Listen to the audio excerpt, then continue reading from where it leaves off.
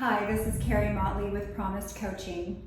One of the most difficult things that families and children, most of all, have to deal with when it comes to divorce is dealing with a parent who is narcissistic. And in many divorce situations, there is one or both narcissistic parents involved. And let's talk about why this is, because in most divorce situations, it's due to a hardness of heart, whether on one side or the other or both sides. And a hardness of heart is due to pride. And so when we're talking about pride, that is at the core of narcissism itself, because pride doesn't allow us to take responsibility. Pride doesn't allow us to be held accountable to our faults, to our mistakes.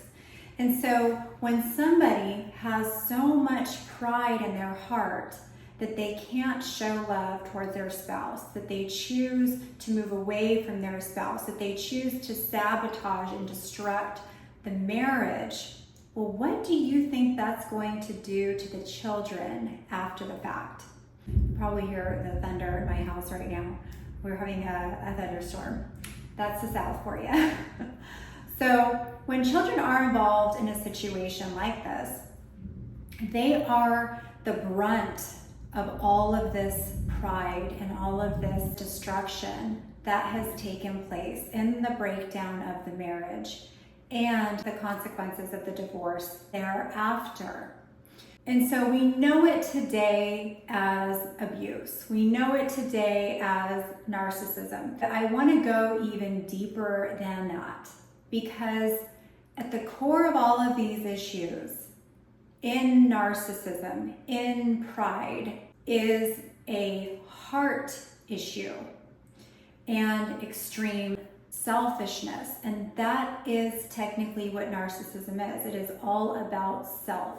Someone cannot think beyond themselves, cannot empathize and feel beyond themselves to the point to care about how they're affecting others. And if they are a true narcissist, especially a malignant type narcissist, they are going to intentionally manipulate by using the feelings of others, by pretending, by deceiving. And so with all of this malicious behavior from a malignant type narcissist, not only is the other parent getting abused by this person, the children are getting abused as well. And on a very deep psychological and spiritual level. And if you are a child of a narcissist, you know exactly how this feels. You know, if you had a narcissistic mother or a narcissistic father, what it was like growing up when they were married, if you remember that time, or after they were divorced and had to deal with the consequences of that. So it is a tragic situation, truly, when you are dealing with a narcissistic parent. And you know what that's like growing up, you know how that affected you. And so as damaging and detrimental as this is to a child's well-being, on the flip side of that, as a parent that is healthy or a lot more emotionally healthy than the other parent, you are going to be given this opportunity to be the example for your children to look up to in the long run. And the hardest part of this is that it doesn't feel like that's the case in the beginning, because of course in the beginning, the narcissist is doing everything that they can to manipulate your family against you, your friends against you.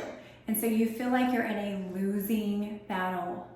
But I can promise you, as a mother of 3 young men, twins that are 20 and a 17-year-old son, that dealing with a narcissistic ex has had great challenges, yes, but my children have had me to show them the opposite side of what that looks like. And they thank me today for it. And we have an amazing, close relationship. And you can with your children as well. So never lose hope. Continue to be that constant in their lives that shows them something better, something different, something healthier, that they can take with them into adulthood and grow in their emotional and spiritual health. And they will have amazing relationships in their future for it. To stay with an abuser, to stay with a narcissist is not the answer. Because what you're showing to your kids is that this is acceptable.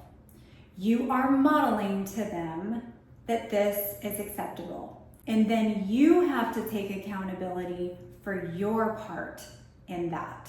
So the best thing for your children is to show them that it's not acceptable. It's not tolerated. That you are worthy of more love. And by teaching them that you are worthy of authentic and genuine love because of who you are and your character and your integrity, by maintaining that with them and showing them that you know and believe in yourself that you are worthy of that, you are teaching them that they are too. And you're also teaching them that other women are. Because so long as they think that you can be walked on, they are not going to have respect for you, and they're not going to have respect in their relationships later on. So if you're modeling to them, this is not okay, they're going to see that. It's going to speak loud and clear to them. And I'm going to tell you something that's very personal to me that my son said to me when he was 16 years old, and it struck me to my core. I had just been divorced from a man who was extremely abusive to me. It took me a while to figure out what was going on. My children ended up witnessing his abuse. He was not their father. And I ended up, thankfully, getting out of that marriage and sparing myself years and years of trauma, myself and my children.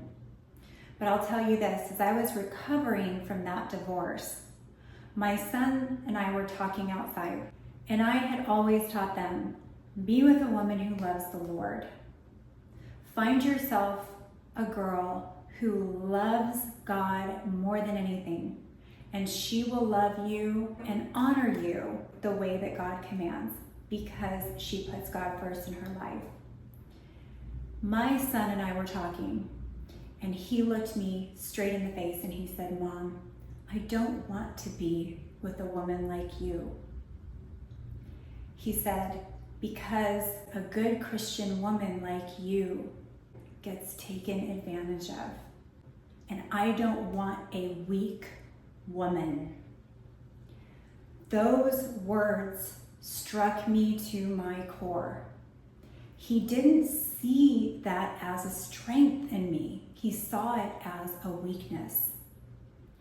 And this is how narcissists do take advantage of spirit-led women, right? Because they know that we put the Lord first. That obedience to Him is so important in our lives that that is going to take priority in our marriage as well.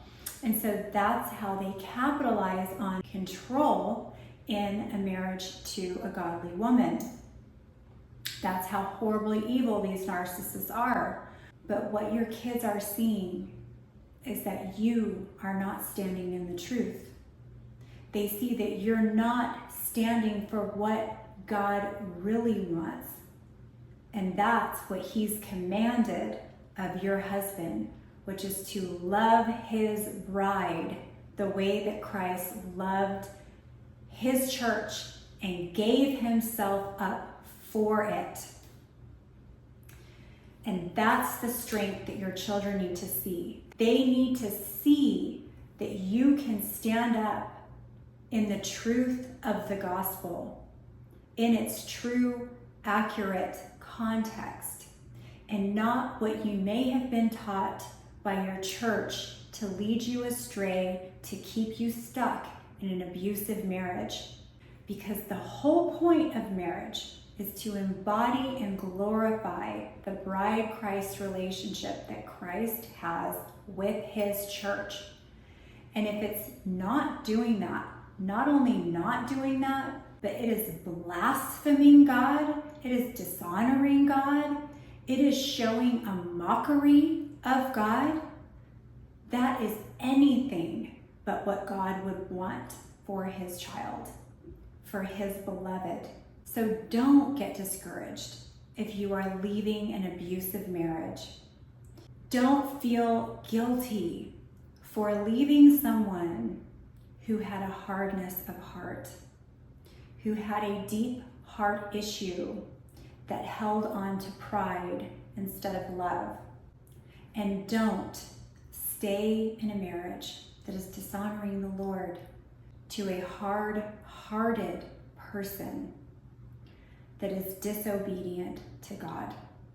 I hope this was helpful, and if you like this video, please hit like, subscribe to this channel, and you'll see more videos like this. Take care.